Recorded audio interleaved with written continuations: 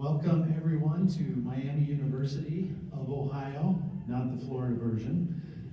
We are gathered here at the 12th Annual Midwestern History Association, and we are here to discuss a book published by University of Oklahoma Press entitled Between Loving and Leaving, Essays on the New Midwestern History. This book was organized to commemorate the first decade of operations of the Midwestern History Association. We began our discussions about that led to this book 3 or 4 years ago, and we thought it was a good idea to reflect on the first 10 years of the Midwestern History Association and where we've been and where we should go. So thanks to all our authors who contributed to the volume, and thanks to the University of Oklahoma Press for publishing it. We are gathered in Oxford, Ohio for this meeting of the MHA, beautiful campus, and we are in full swing on the second day of the conference. So let me introduce our first speaker today, Ashley Howard, Professor Ashley Howard of the University of Iowa.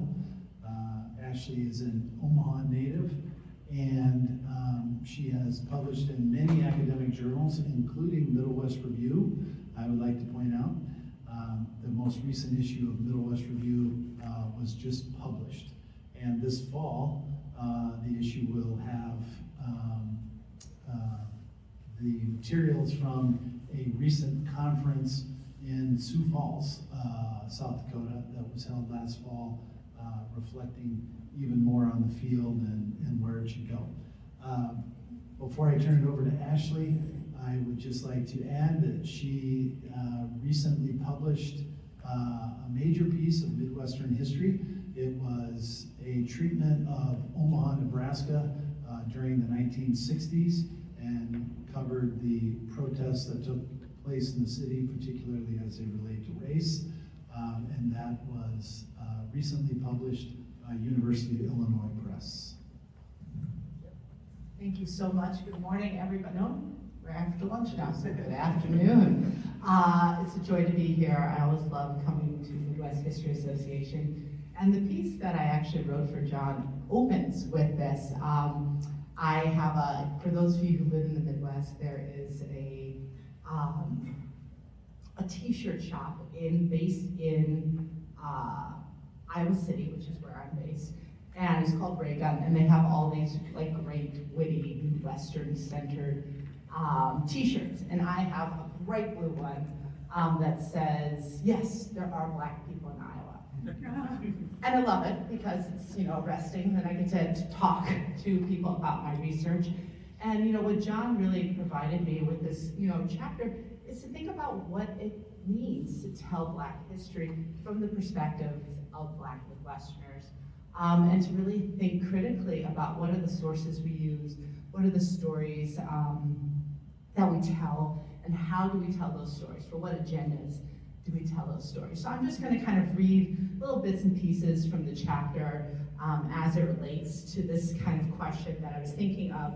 And it's lovely because I appreciate these types of edited volumes because you can kind of turn over an idea in your head that may not warrant a complete book treatment, but it's something important to say and kind of get on the written record. And so I thank you, John, for that opportunity to do so.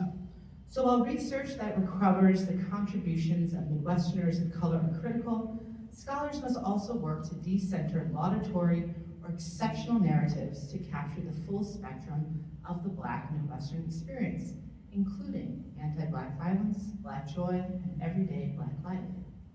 To do so, scholars must broaden their archive and method by centering not only African American embodied experiences, but also the Black studies praxis. Scholars can arrive at new histories of the Midwest. Through this disruption, innovative insights arise about the region and the nature of historical inquiry itself. As a complement to scholarly and textual evidence, regional knowledge must also be located amongst the people themselves. By including alternative forms of knowledge, including songs, poetry, photography, and other forms of vernacular expression, regional study can align with Black studies disciplinary commitments and become fuller because of it. I argue that the integration of Black studies approaches can enrich the entirety of Midwestern studies, specifically through the deployment of a Black Midwest to see the Midwest offering a more complete account of the region. I should say in early iterations of this book, seeing the Midwest was one of the themes. I kept that in there because it's useful. But one way that I argue that we can kind of go towards a Black intellectual history of the Midwest is situating African Americans as producers of knowledge and not just objects of study. So what does it mean when we take Black people and their knowledge production at its worth? And this is the idea of the twin objectives of both defining and defending Black humanity. And so in so doing, we ask whole new questions of the field. So in part in 2016, all of these reporters were going around and trying to figure out where the Midwest fit in the unexpected victory of Donald Trump. And one journalist from the Brookings Institute asked, will voters in the Midwest struggling communities decide again? And so, this pivots on a whole bunch of different fallacies, right? So it's imagining that the workers are in the Midwest are solely white men and not thinking about the nuance and the complexity there. And so I offer that by centering Black ideas and ideology, researchers might have answered a more important question. Why did Black Midwesterners who experienced greater economic marginalization overwhelmingly vote against President Trump? In thinking about the origins and impact of this flipped script, Black Midwesterners challenged dominant understandings of the region's meaning, hardworking white bootstrappers, to more critically consider the relationship between region, race, and ideology. The second contribution that I offer is to consider who we identify as an intellectual. And I make a point to say that we need to consider the street corner poets, the hair-braiding philosophers, and the porch-sitting griots. Thus, intellectual production occurs at barbershops, at kitchen tables, and at quasi-formal sites like churches and fraternal organizations. And so Black people have built their own intellectual tradition through music, through literature, films, and the entirety of discourses emerging from Black life. From its inception, historian Brandon Bird argues, Black studies refuse the artificial separation of art and life, the physical and metaphysical, and ideas and experience. Framing Black studies as a counter-hegemonic enterprise, I take up Bird's call for intellectual historians and apply it here. When conceptualizing the Black Midwest, who produces knowledge and what is knowledge for? And so alternative epistemologies become a particularly useful tool to decenter kind of the dominant narratives in the Midwestern canon. Patricia Hill Collins argues that far from being the apolitical study of truth, epistemology points to the ways in which power relations shape who is believed and why. Black Midwesterners have come to know certain things about this region because of their dual responsibility of defining and defending. From this vantage point, unconventional regional knowledge emerges. As literary scholar Mary Berger argued in 1975, I think it's safe to say that nowhere else in America, north, south, east, or west, can the Black so consistently see and experience so much inconsistency, right? So as we think about regional identities, it's the inconsistency, the consistency of that inconsistency, which really becomes a hallmark of the Black Midwestern experience. Navigating both the hopes and hazards of the Midwest, African Americans create independent self-definitions and self-valuations, mobilizing music, literature, daily conversations, and everyday behavior as important locations for constructing an alternative consciousness. And from this distinct standpoint of the Black Midwest, scholars identify more expansive regional epistemologies. So in order to tell these new stories of the Black Midwest, we must center this intellectual tradition. And I think there are a lot of really great sources to do so. So the first is autobiography, right? And when we look at Black autobiography, it really spans the canon of lived experience. So if we consider people like Tanisha Ford, right? She has this beautiful account of what clothes meant to her in her Black Midwest experience.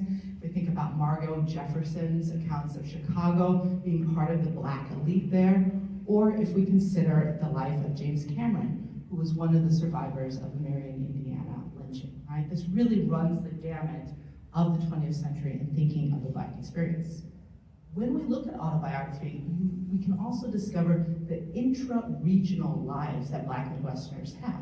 They're often going within the region, chasing jobs, educational opportunities, family, and so they often have a more broad experience within the Midwest than just a single state or city. I think expressive writing is another avenue to consider the Black Midwest. And this is particularly the case because Black Midwestern writers are often de-regionalized, right? They cease to be people from the Midwest once they gain kind of a national notoriety. So if we think about Toni Morrison, or Langston Hughes, or County Cullen, right? All of these people have Black Midwest bona fides, but they become to the national level, and then they just speak for the Black experience because the region is imagined as white, and therefore you can't be from the region and speak to a cohesive Black experience. As literature scholar Lisa Long articulates, the uniquely Black Midwestern struggle as individuals are either invisible in the region or their experiences are deemed inauthentic. But because their credentials as true African Americans are somehow neutralized by their Midwesternness, and their Midwesternness is suspect because they are African Americans.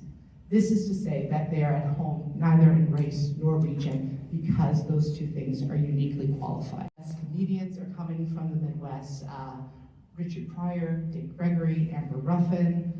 Some of the films that are in the Library of Congress are coming out of the Midwest, as are photographers of the Black experience. But the place that I really kind of landed on to talk about this Black intellectual and Black Midwestern culture development is music. Because the political economies of these great migration destination cities actually create a new style. So if we think about Kansas City, it's a railroad hub, right? It is a place where Black people are coming from all over, but without the pressures of New Orleans or without the pressures of Memphis. So people can innovate and try new things to create new musical sounds. We also see this in Dayton, Ohio, right, just up the street. The land of funk, as it comes to be known, has 14 bands that secured major label contracts. Moreover, between 1968 and 1999, 13 of those groups, I always wonder about the 14th group, but 13 of those groups produced 143 songs that landed on the Billboard's R&B and soul charts, right? Coming from a single Midwestern city. And so we have this moment that because they have garages, if you're a funk fan, you know there's never any fewer than like 9 people in a funk band. Nobody wants that in their basement or their living room, right? So they had garages because they had standalone homes. They had disposable income because they had good industry jobs.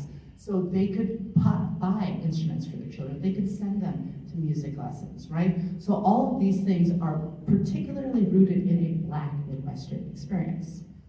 This is a way how Black Midwesterners are signifying, right, to use Henry Louis Gates' concept, what it means. And I think the best kind of example of this, and this is what I will close on, is an anecdote from Dick Clark's American Bandstand. It's 1980, Prince, in his great purpleness, debuts his song, I Want to Be Your Lover.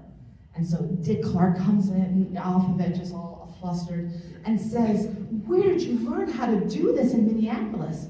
This isn't the kind of music that comes out of Minneapolis. And Prince just shakes his head at Clark's ignorance, offering his own retort behind sly, knowing eyes. No.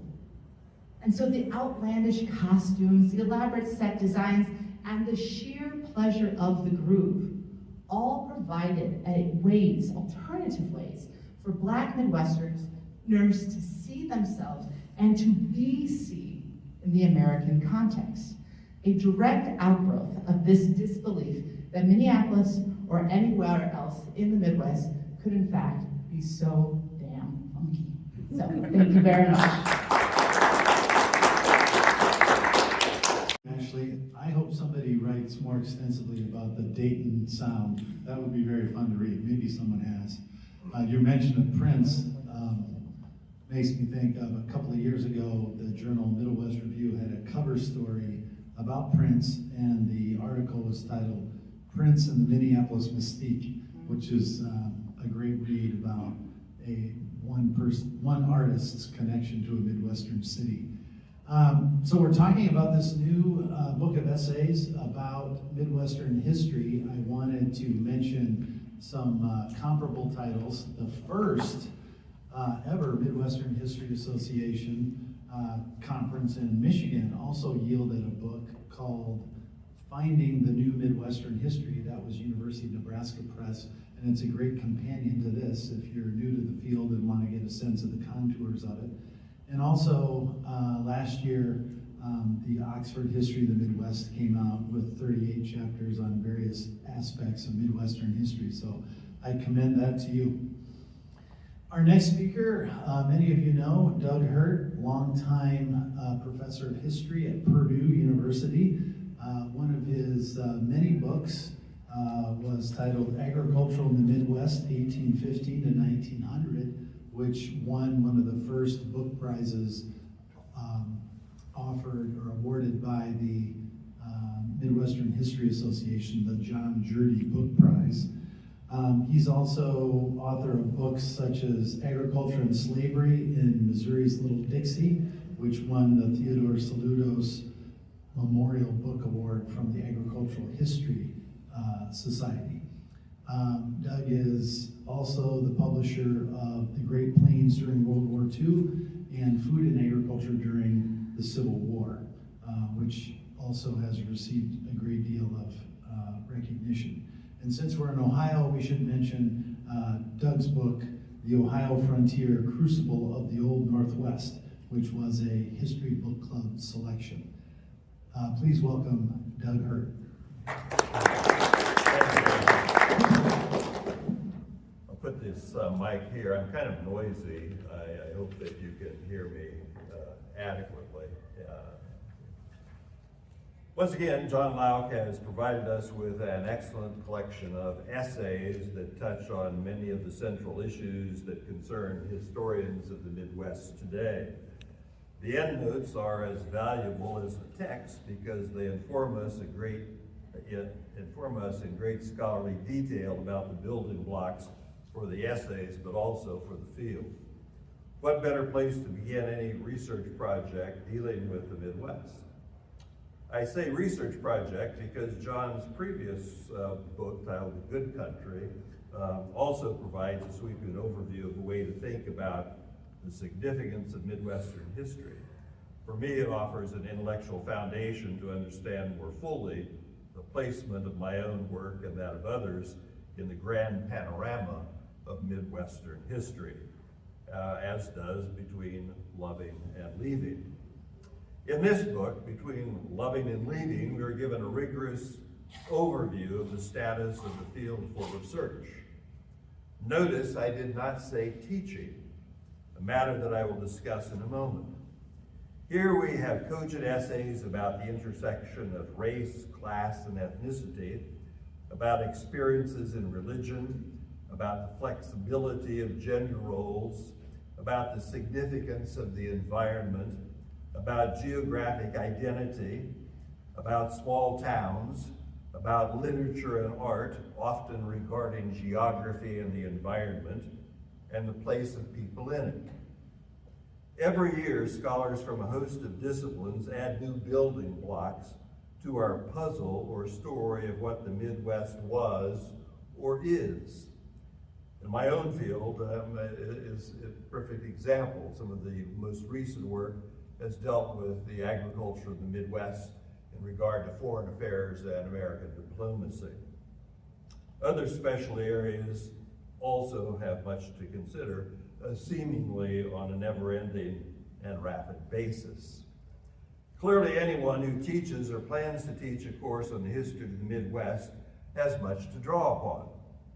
We know about the general development of agriculture, politics, religion, immigration, and labor, among other standard topics for teaching. We know about the compromises that the African American, Latina, LGBTQ communities have made regarding ward politics in Chicago. We know that conquest, now called settler colonialism, had consequences that mandated persistence and adaptability, particularly by minorities. We know about immigration, communal societies, urban history, particularly regarding Cleveland, Detroit, Chicago, and St. Louis.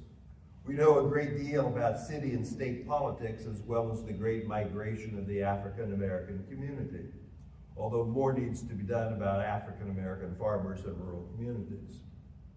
We know that not all Hispanics welcome the new Latina immigrants in urban areas, with Omaha providing a good example.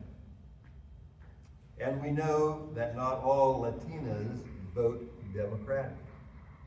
All of which suggests that birthplace is as critical in the identity and authenticity of being a Midwesterner as race, class, gender, and occupation, among other variables. The most recent issue of the Midwest Review adds considerably to our knowledge about the Midwest in these contexts. Still, we need to do a better job of integrating the margins of Midwestern history, because those on the margins are full-fledged participants in the region's history. But back to John's book. It provides a solid overview of the many pieces of the history of the Midwest and suggests new topics for research. This is an admirable and important achievement. Now, however, it is time to do more. We have many pieces of Midwestern history. We need synthesis. This time has come to do it. It must be done. The task will be great and difficult, but worthy of the labor and anguish that it will cause anyone who undertakes it. There are many one-volume histories of the South and Far West. We need a one-volume synthesis of the Midwest. It will establish a marker of regional consequence and identity. Now we see the trees, but not the proverbial forest. No one-volume history of the Midwest will do in the end. There's no reason why more than one single-volume synthesis, which will offer multiple perspectives, is not possible. Any such volume would immeasurably enhance the teaching of and development of courses on Midwestern history. It will provide a solid intellectual and content foundation, as well as a reference for students in any course on the history of the Midwest. Perhaps someone in this room will do it. Impossibility is no excuse. And I would add just a footnote. I'll bet anyone here, I'll bet you a chicken fried steak from a Great Plains highway diner that every editor in the book exhibit room will love to talk to you about a one-volume synthetic history of the Midwest. Please, somebody do it. Thanks, Don.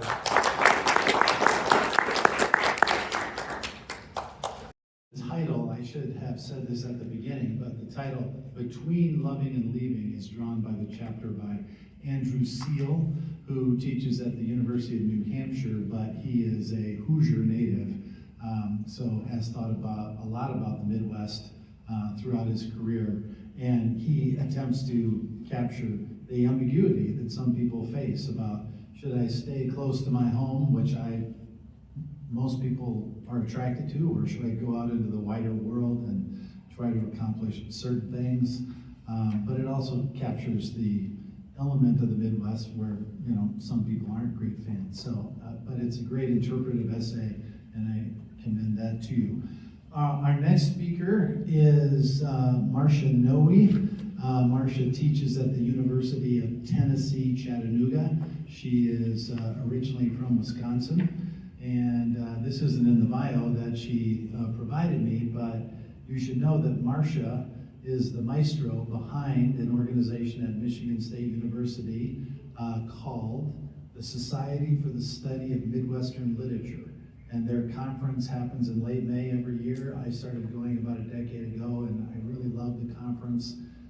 It's a place where you go and talk about Toni Morrison and Ernest Hemingway and Sherwood Anderson and those sorts of voices from the Midwest. And if you want to know anything about Midwestern literature, I suggest you talk to Marcia.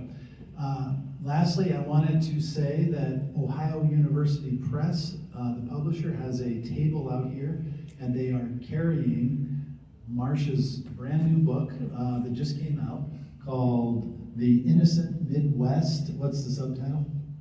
Culture, Region, and Identity, 1793 to 1930. There you go. The Innocent Midwest, which focuses on the literature of the Midwest. Please welcome Marcia Noe. It's sale at the Ohio University Press table at 50% off. Such a deal. Yeah, thank you. So I'm good now? Yes. Okay, well, I'm the ringer on this roundtable because I'm not a historian, so anybody who needs to get up and go to a history session, feel free to do so. Just kidding, just kidding. Well, when I started thinking about where are we in Midwestern literary studies and where have we been and where should we go, I thought about this conference at Notre Dame in 1960 called the Midwest Myth or Reality. And I thought about another conference 60 years later at the Newberry Library in Chicago called What is the Midwest? So if you put those two conferences next to each other, it appears that we haven't really accomplished anything, in 60 years. And I think there's a reason for that. When David D. Anderson started the Society for the Study of Midwestern Literature in 1971, he asked some questions like, what are the literary and geographical dimensions of the Midwest? In other words, what makes the Midwest the Midwest? So this set everybody off on a quest to discover the essential characteristics that differentiates the Midwest from other regions. And in my book chapter, in John's book, I had a little fun with a couple of short stories, one by a Midwestern author, Susan Glaspel, the other by a Southern author, William Faulkner. And my point was that this attempt to try to define the Midwest in some essentialist way is doomed to failure, because anybody who tries that is going to be stymied by the diversity, complexity, and paradoxical qualities of our region. I then looked towards, what has been going on in the immediate present, and what are the future. What is the future of Midwestern literary studies, and discovered that scholars today and in the future have been working in 4 major areas. And a lot of this has also been going on in history studies. Interdisciplinary approaches would be trend number 1, particularly with respect to ecology and environmental studies. Okay. Trend number 2 would be using post-structuralist methodologies such as deconstruction, historicism, post-colonialism. And in my chapter, I detail some of the major studies in each of these categories, but we're not going to do that today, thank goodness, huh? Number 3 is critical regionalism. In other words, taking a regionalist lens to a work, not just to talk about the work, but to connect it to some major social issues that are going on today. An example of that would be an article I just finished. Jason, Stacy, and Carolyn Gelmy are doing a book on Edgar Lee Masters' Spoon River anthology called Revisiting Spoon River for the University of Illinois Press, and my article is called Spoon River Anthology, a scandalous book about a scandal-ridden place, offers hope for our democracy, and I connect Masters' experiences and views on book banning and censorship, which he experienced when his book was banned, with today's issues of book banning and censorship and declining readerships and things like that. Okay. Can I see the book a minute? I need to look at my fourth area.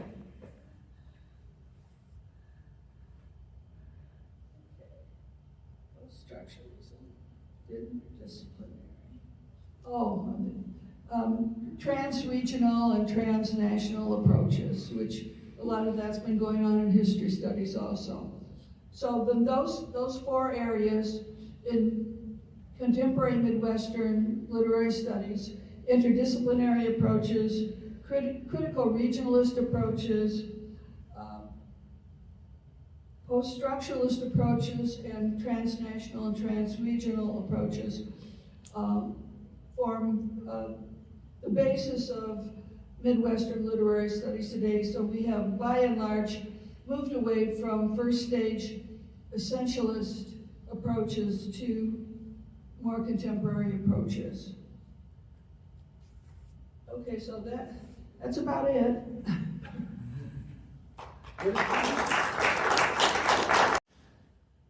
Our next speaker is Tim Anderson. Tim is a professor at Ohio University over in Athens on the other side of the state in the geography department. He teaches courses in cultural and historical geography. He also is interested in researching regional and cultural landscapes and spatialization theory. He has received a Fulbright Fellowship about a decade ago for research on Danube Swabian landscapes and communities in Western Romania. Please welcome Tim. Maps. So a little bit of a PowerPoint presentation here.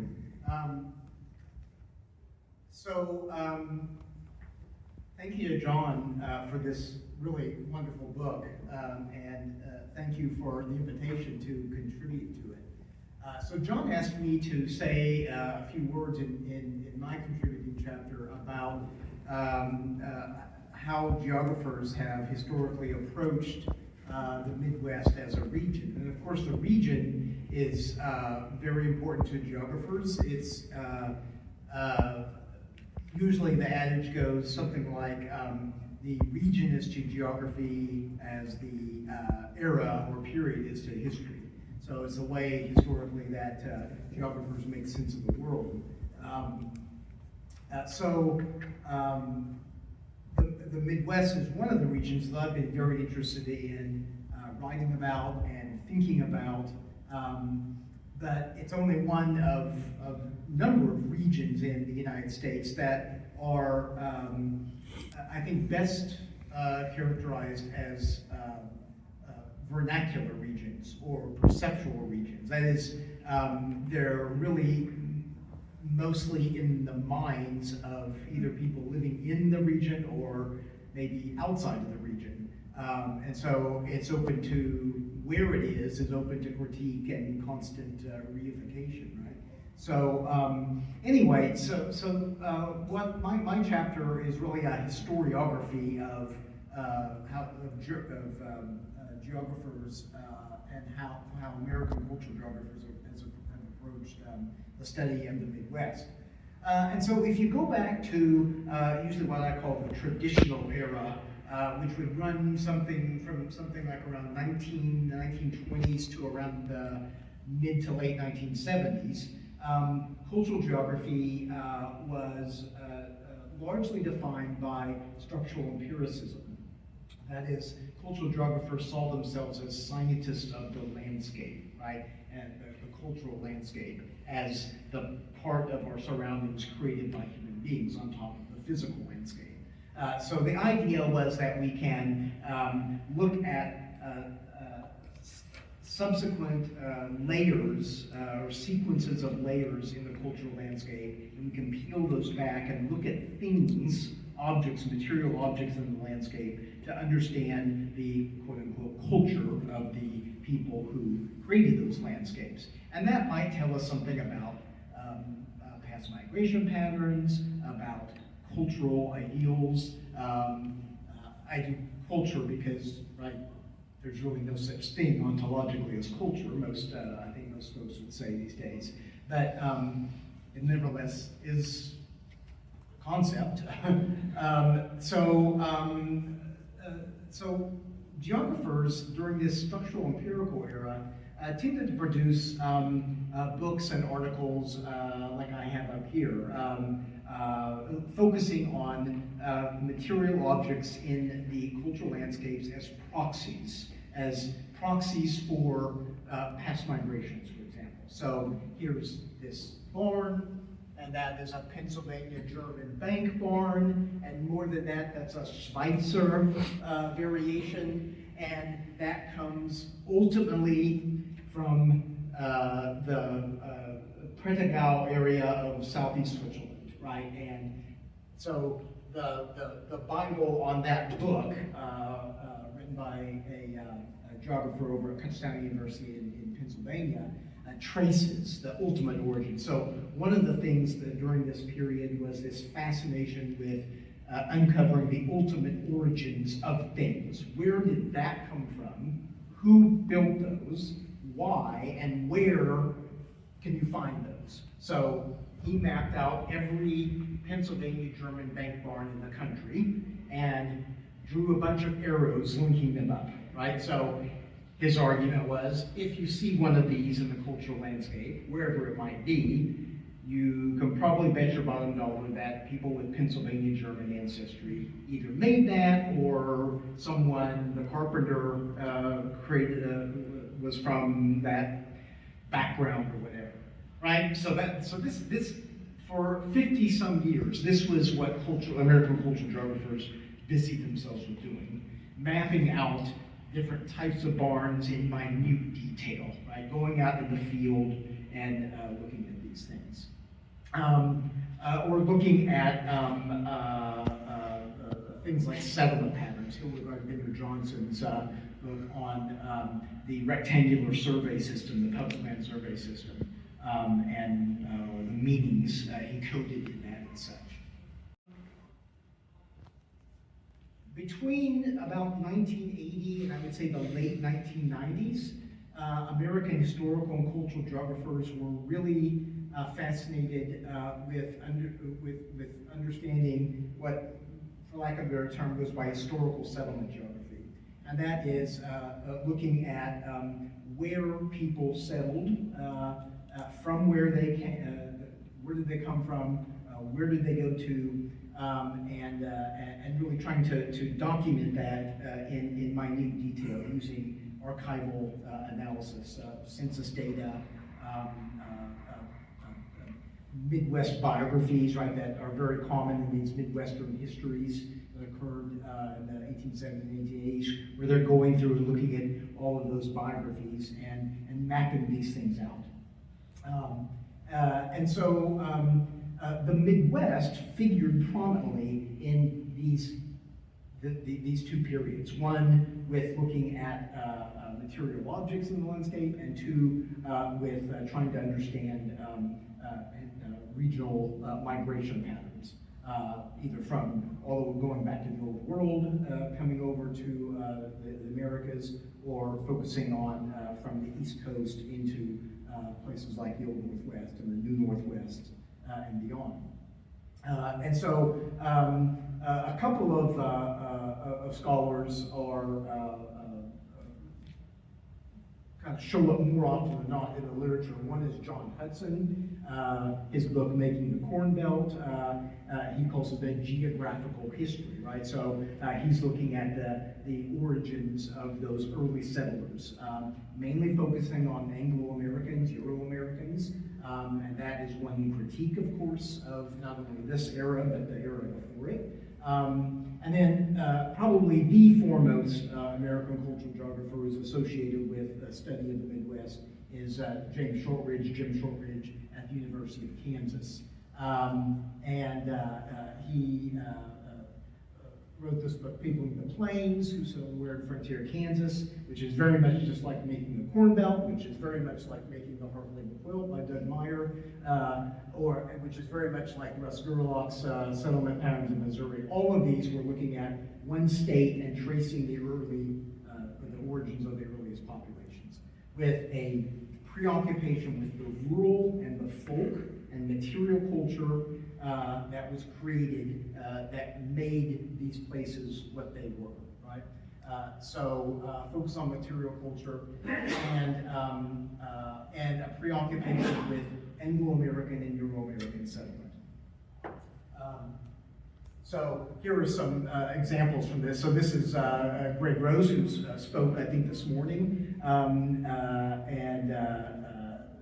one of his articles looking at the origins of upland Southerners in southern in Indiana. So where were those people coming from? And so here he's looking at birthplaces, right? So here he's looking at these county histories, these biographies who are presented in county histories. Here's John Hudson's. This is from a very famous article, North American Origins of Middle Western Frontier Populations. So here he looked at, or I rather should say probably his graduate students looked at, over 12,000 biographies contained in county histories in the 12 Midwestern states, the states that are normally delimited as the Midwest, and mapped out the places of birth of everyone in those biographies. And this is what he gets, right? And these arrows going this way and that. And really, it's not surprising, right? Yankees settled into upstate and western New York, northern Ohio, Michigan, and then on north and west into Wisconsin and Minnesota. Midlanders from Pennsylvania went latitudinally west into central Ohio, central Indiana, central Illinois. Upland Southerners from Virginia and Kentucky went into the southern part of all those states. And so this is one of the things that emerges out of each of these books and these articles is this, each of Ohio, Indiana, Illinois, there's this north to south gradient of Yankees in the north, Midlanders in the central areas, and Upland Southerners in the south. So anyone who's traveled in any of those states knows what I'm talking about, right? You go to Carbondale, Illinois, and it feels and it tastes and it smells and it sounds like Virginia in many ways. The same for southern Ohio, right? In fact, Ohio was really first a southern state, right? All the movers and shakers in early Ohio history were Virginians. This type of research that geographers were doing. Here's another one by Robert Swearinga, who looked at census data, but trying to ferret out these cultural regions, right? Where is the Midwest? Where is the South? Where is the West? What is that? Where is it? And using kind of a structural empirical research methodology to discern that. And so you get maps like this, right, with these lines and these arrows and these first order boundaries and second order boundaries that only a geographer could really love. But Jim Shortridge is perhaps, well, not perhaps, he is the most well-known American geographer who really is focused on the Midwest and the Middle West. Its meaning in American culture from 1989 is certainly his most famous one. So a third theme that I identified in my chapter in was looking at kind of the history of how scholars have tried to define where the Middle West is. So geographers have really, at least historically, left it up to historians and literary historians and sociologists and political scientists and such to define what the Midwest is. They have, at least until very recently, focused on delimiting it. Where is the Midwest? So how do you do that, right? Well, one way you do it is, by looking, like geographers are prone to do, at the origins of the earliest settlers. And that's what perhaps the most famous American cultural geographer that has thus lived, Wilbur Zielinski, who was a geographer at Penn State, he came up with, in his book, The Cultural Geography of the United States, which was published in 1973 and reprinted in 1992. And this is his map. So where does the Middle West kind of fit? Well, it fits, he says, into kind of these three sub-regions, what he calls the cutover area of the Superior Upland, the Upper Middle West, and the Lower Middle West. And he defines each of these, which I don't have here on this map, but he defines each of these based on what he calls the doctrine of first effective settlement. And that doctrine figured prominently in how geographers try to understand space. And that is, so that doctrine meant something like this.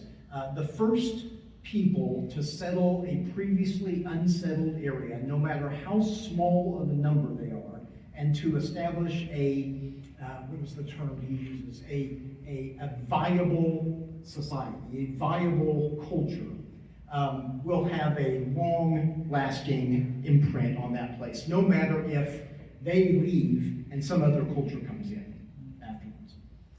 Now, you can imagine there's lots of problems with this, right? Weren't indigenous Americans viable cultures? I mean, I think they were. They've been around for at least, in the Americas, for at least 13,000 years, probably longer, 25,000 years maybe. But I get what he's saying, right? He's saying that that New Englanders, for example, came into this region, right? So the Upper Middle West, he defines as settled by the first effective settlers. The first effective settlers who were New Englanders. That's how he's doing it.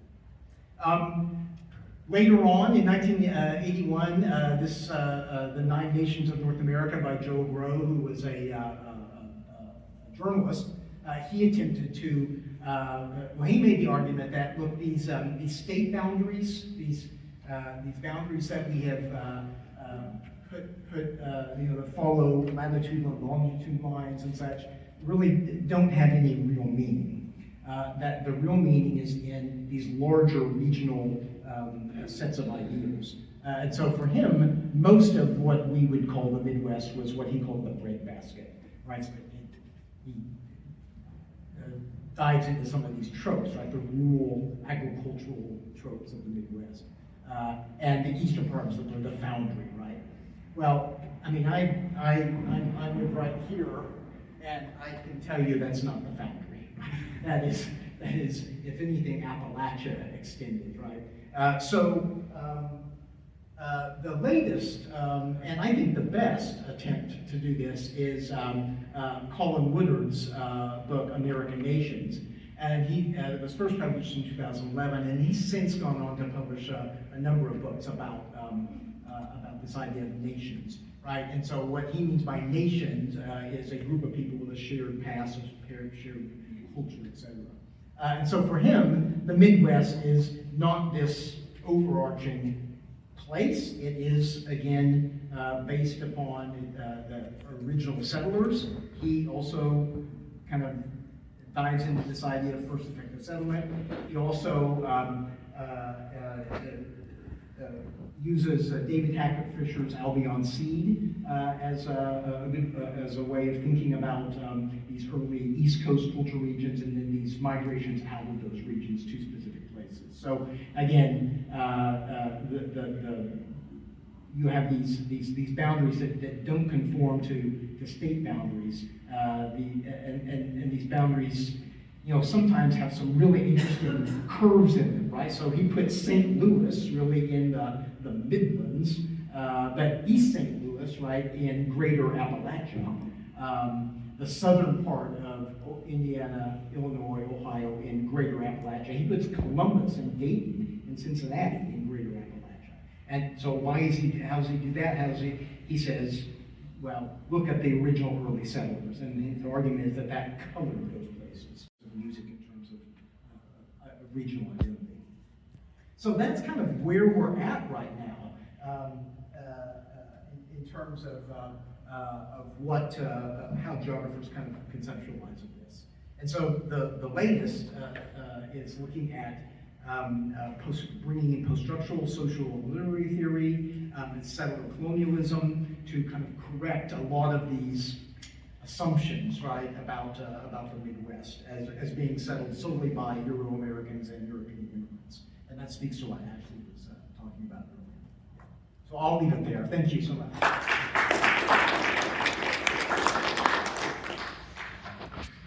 Thank you, Tim. Colin Woodard's book about American regions reminds me at our very first Midwestern History Conference in Grand Rapids, Michigan in 2015, he was the keynote speaker, and his book had just come out a couple years before, so it was the hot topic, and it was a good way to get people thinking about regions again. Well, speaking of cultural regionalism, cultural geography, Tim, I have to say, yesterday I was driving to Oxford, Ohio from Columbus, and I drove through the town of Middletown, Ohio.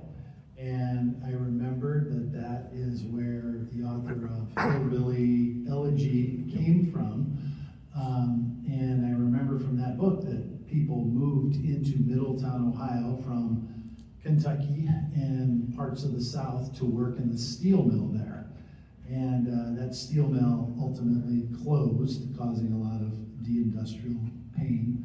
And it was ultimately bought by Cleveland Cliffs. And as I was driving on the outskirts of town, there's a massive complex there that had to be a steel mill, and it said the Cliffs on it. So I assume that was the old steel mill. And then I got on a road called Dixie Highway, which I assume is well known. I assume that goes down into Kentucky, and that is how people came up from Kentucky to start working in those Ohio mills. So there's some cultural geography you can be on the lookout for when you're driving out of Oxford.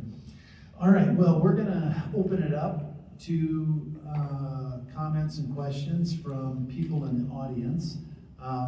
And you can ask anybody on the panel whatever you want. I figured I'd kick it off here with a quick question, a very general question. Remember Ed Koch, Mayor of New York, used to say, "How we doing? How we doing?" I think we should take a quick assessment from people on the panel here. How are we doing as a field? That was the purpose of this book, to talk about where we are 10 years into this effort to revive Midwestern history. Are we making progress? Are we sliding backwards? Are we stuck in place? How would you characterize it? And I would just note that, just having the association and having the journal, those are major leaps forward. But when we take 2 steps forward, there always seems to be a step back that's very unfortunate. And all of you know, or some of you know, and this is briefly mentioned in this book. I put it in at the last minute because we didn't know the full story when the book was finally going to press. But important state history journals like the Annals of Iowa and Ohio History closed down in the last year or two, and there's been a real struggle to keep them going and a fight to keep them going. It looks like there's some progress in Ohio, not so much in Iowa, but even though we've made great strides, there are those defeats that we have to account for too. So I think I will start in the same order that we went in before, and maybe just offer your thoughts on where do you think, from the 10,000-foot view, where are we as the field? Thank you. So I think there has been tremendous growth in the field, but I think there's still a long way to go. So many things that I would love to do. I think, thinking of what Doug said, like, what does a synthesis look like? In particular, when we're talking about the maps, right? I was thinking about what would it mean to map the Black Midwest, especially, you know, when people are coming here over the long 20th century with the Great Migration, 1910 to 1970, and they are maintaining connections to the South. There's also, as I mentioned in my presentation, intra-regional migration, step migration, and so how do people kind of build those patterns, and how does that change the cultural geography? So that is one thing, is kind of taking some of these cutting edge techniques and applying it to the masses of Midwesterners. The other thing that I would love to see is putting these types of histories in conversation with one another. And so I think about Iowa, 1967, there is an uprising in Waterloo, Iowa. Black people take to the streets to protest, you know, inequalities in their lived experiences. And one of the major things that they're grieving is lack of jobs. At the same time, LULAC and other organizations within Iowa are petitioning the state legislature to make a cap on child labor, because they want children who are under the age of 10 to go to school. And so what does it mean when one group of people are begging to prevent their children from working in the field so that they can get an education, and another group of people are begging for jobs, right? And so to put those two kinds of political and labor and, you know, racial issues into conversations, I think actually complicates the story in a way. So that is where I'm hopeful that we will continue to build on the kind of foundational reclamation work that's been done the past decade, to really continue to innovate and challenge even the process of how we do this history. Sorry, as you're ready. I think our field is strong and growing. I still want to come back to this matter, though, that to really have the kind of recognition intellectually and professionally that our colleagues that do Western history and Southern history have, we need more people to teach more courses on a generic history of the Midwest. We need that kind of recognition and identity and focal point. Midwest Review is excellent for all sorts of resources, from the essays to the notes, as I mentioned. I urge you to pick up a copy of Between Loving and Leaving and read the notes of these essays. They're fantastic. It's a great base. But this book of John's and others that he has published really gives us, I think, a good foundation to go now a little bit beyond. We need courses in our colleges and universities, something even as ambiguous as a history of the Midwest. My God, I can't believe that you wouldn't get students to fill those courses. And once you do that, then I think we build even more on the visibility and the intellectual contribution of what we do to the field of American history and the Midwest. Can I make one comment on that? There is an essay in Midwest Review written by Kevin Mason where he does a survey of what courses are taught at what universities. And it's pretty interesting because lots of universities in the Midwest offer courses on the history of the South and the history of the West. But they do not offer courses on the history of their home region, but Kevin's mapped this all out and has showed it using numbers and surveys.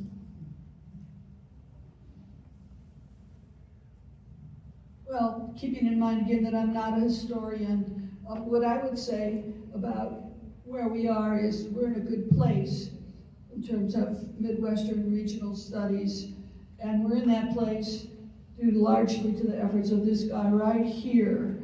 And yes, that's right.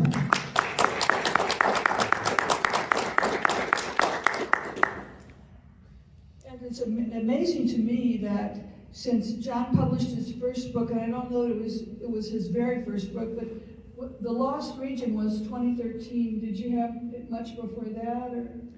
Not really about the Midwest. but- Not, okay. So that's not good at adding in my head, but 13 years, right? That's a very short period of time for all of the books that have come out, both single-authored books like The Lost Region and the collections, and that have just done a yeoman's work in getting Midwestern studies on the map.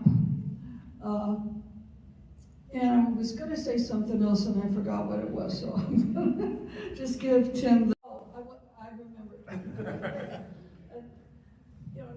Not just the fact that these books exist, but John has provided places to publish for literally hundreds of Midwestern scholars, and in doing that, he's made Midwestern scholars.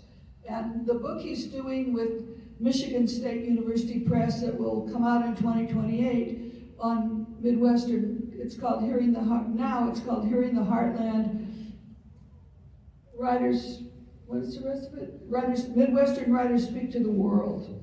Okay, just about I'd say 75% of the authors in that collection are from my organization, the Society for the Study of Midwestern Literature. So he's not just doing the work of one Regional Studies Association, he's doing the work of two.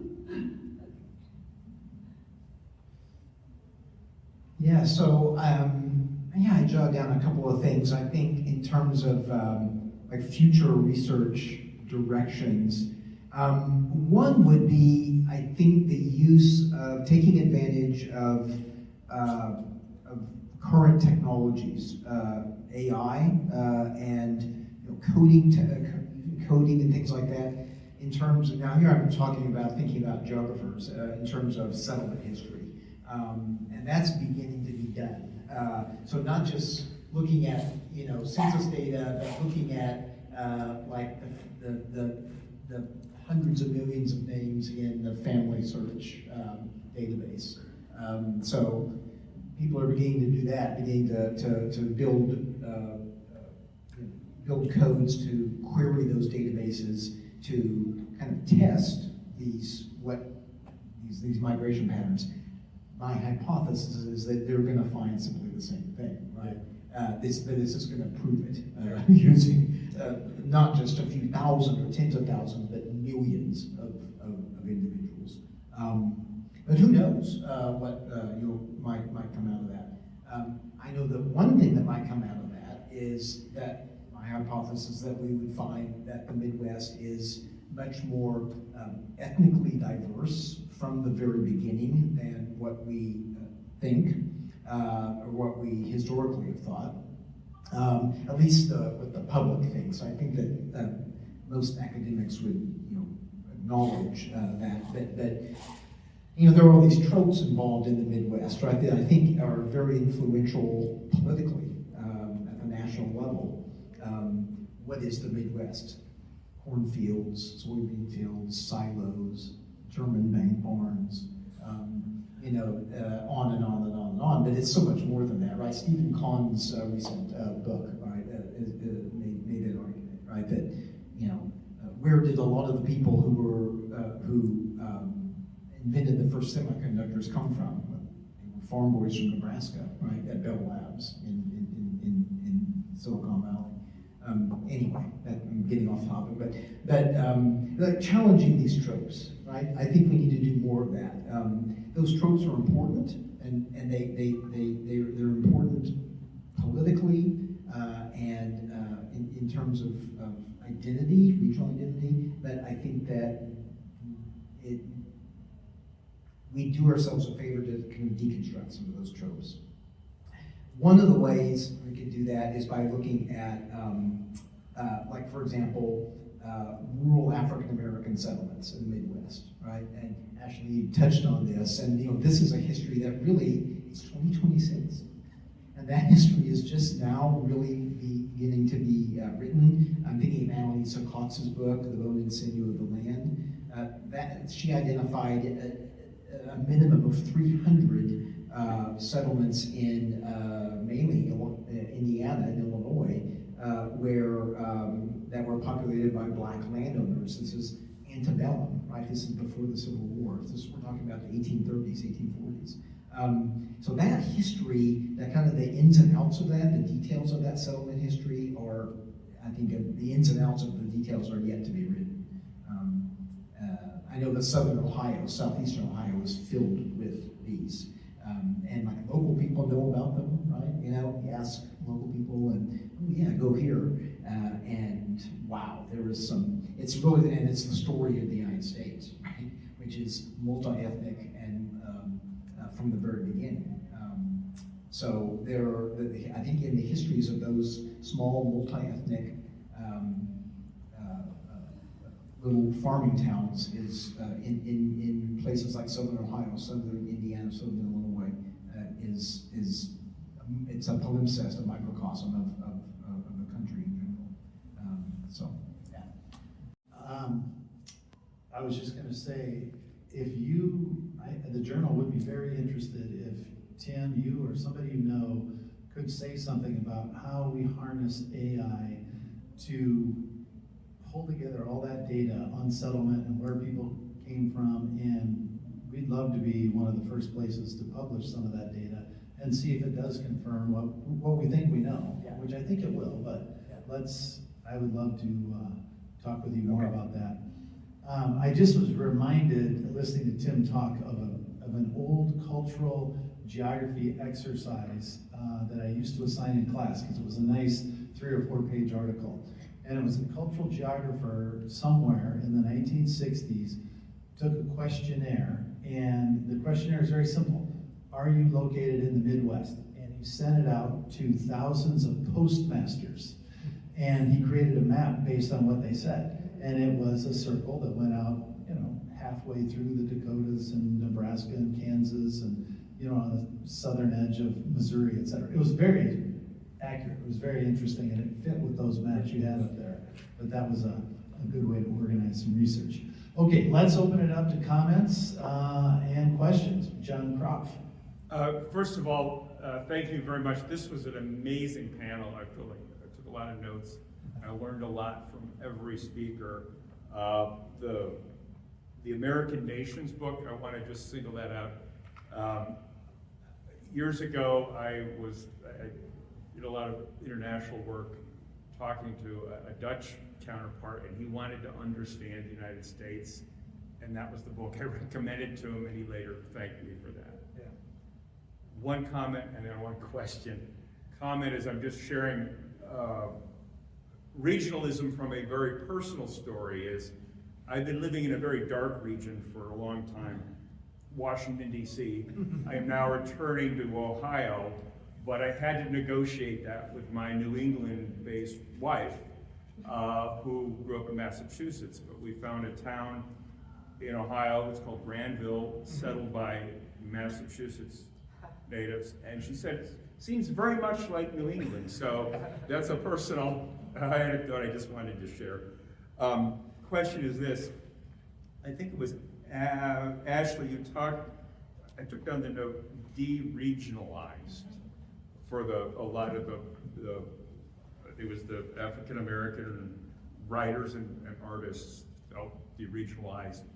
I'm just wondering, and this is not an academically phrased question, can you sense, is there any sort of pride or, I guess pride is the word I'm thinking of, for Midwestern artists and Midwestern writers, this is for all of you, that might be able to help with this Midwestern studies resurgence? I think that's where it has to come from, is people have to feel pride in that region. That's a very sloppy question. But. No, I think it's a great one. So it's not just, artistic figures. I think historical figures are also de-regionalized. So you think about like Malcolm X, you think about Harry Haywood, we think about, why am I blanking on his name? I see his face. Cyril Briggs, right? Like all of these people cut their political teeth in the Midwest, and it's because the political economies of these places afforded them that opportunity and built their skills to then organize national and international movements. And yes, I think there's certainly a resurgence of this. So in the paper, I mentioned Hanif Abdurraqib, who is, again, up the street, apparently everybody's up the street. He is an author and a poet. There's also Saeed Jones, who's in Columbus. There's the Black Midwest Initiative, which I'm also on the board of.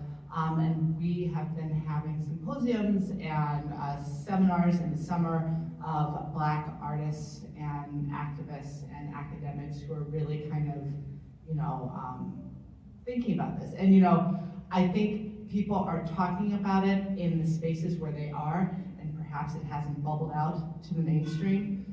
In my book, Midwest Unrest, I end with a certain Chicago rapper who says, you know what the Midwest is, young and restless. And so I think the discourse is certainly there. It's just not always perceived or picked up on the outside of how people are understanding themselves in these spaces. Anybody else? Yes, sir.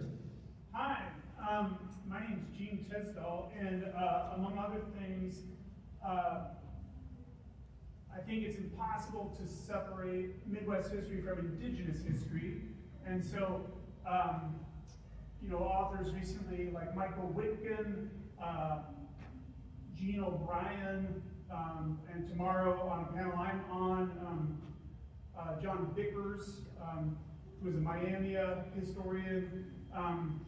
To what degree should Indigenous history also be included in a voice about Midwestern history, and then also to a point while one of my favorite scholars, Ashley Howard, says not where's the Midwest, but who's the Midwest. I think that gets at things like Indigenous voices, and then also Juliet Walker's monograph, Free Frank, was written in 1983. So again, while people like Cox are doing important work, Christy Clark-Pajara is doing wonderful work about the Black Midwest, that's not new. So to what degree, I guess, amplifying Indigenous voices, to what degree should that be in this conversation? Question mark.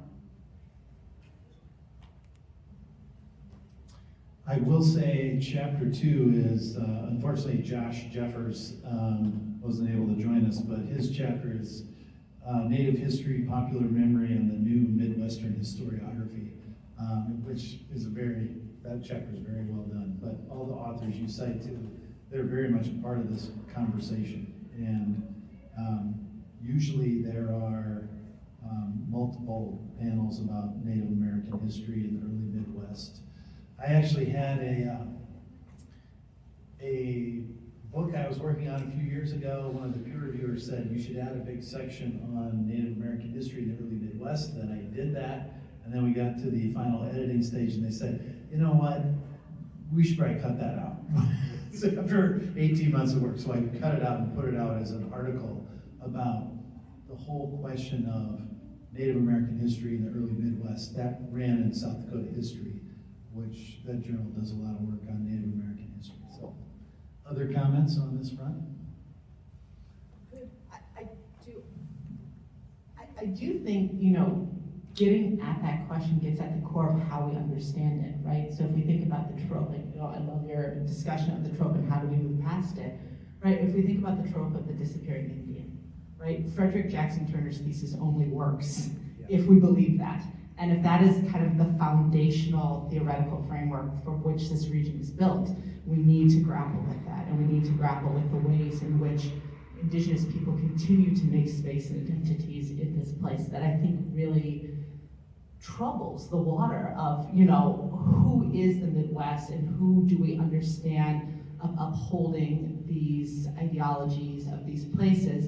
Because even, again, I just really appreciated your comment. I'm just thinking like a geographer, right? Even in the ways that they are perceiving the region and how they are making language families and how they are making trade routes, right? that also tests us to think about, layered geographies and later regional identities that don't root itself, as you said, in the white settlers, but how the first people are using these regions and seeing themselves in it. So I think that is a really critical thing, because we need to, and I think in part this is an intervention that I'm making, published texts, even though that's how we all get tenure and keep our jobs, are not the end-all be-all of how we understand the region. It is coming from the people. It's just so that we have the privilege to be at this panel and at this table, and our stuff gets archived.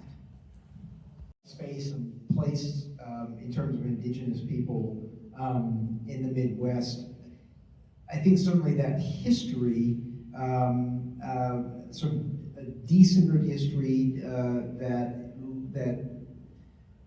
contextualized within a settler colonial framework, I think is something that is beginning to be done more and more, and is uncovering some important ideas. John Wicker's work is, amazing in this respect, right? So he's looking at these intricate interrelationships, sort of geopolitical relationships among the different tribes in just Western Ohio, and they're meeting and they're really functioning as modern day nations, if you will, right? By sending representatives to talk about how are we going to deal with Europeans coming? What are we going to do? What's this mean for? But so there's that, and I think the recent UNESCO, the Hopewell sites that are now part of the World Cultural Heritage List. That got me to thinking about this idea of, I don't know what you would call it, but so there are all these folks, the Shawnee, the Miami, the Wyandots, on and on, that had historical roots in Ohio and Indiana that were removed to ultimately Indian Territory, what's now eastern northeast Oklahoma. And that's where most of those folks are today. But those folks, especially Glenna Wallace, who's the chief of the eastern band of the Shawnee, she was, I don't think it's hyperbolic to say, the dominant voice in getting those Hopewell mounds to this. So she sees those places as sacred, right? But yet her people are removed from this place, these places that they call sacred. So there's that, that I think needs to be kind of studied and kind of qualitatively, where is your identity, right? And also Native people cheer for the Packers and cheer Yeah. for the Vikings and cheer for the Buffalo Bills. Yeah, exactly. Yeah, exactly. So there's this sort of lost geographical identity that's still there. I know from talking with Glenna Wallace, it's still there. She lives in far southwestern Missouri, right on where Kansas, Missouri, and Oklahoma come together, where the Shawnee, eastern band of the Shawnee are. And it's like they're it's not really even a reservation, but the land that they occupy it's like 100 acres, I think, 150 acres. Yet in her mind, her geographical, who she is, not just her people, but who she is as a person is linked back to Ohio. So I don't know how you study that, right? I mean, but I think you have to do it qualitatively. I think to interview people and go from there. Next question. Anybody else? All right, well, the book is Between Loving and Leaving, Essays on the New Midwestern History. Thank you for being here and being a part of the new Midwestern history. Don't be strangers. Send us your articles at Middle West Review and share your ideas with us, and please be in conversation with the folks on this panel and the people in this book, and hopefully we'll do another book like this in about 9 years. Please thank our guests.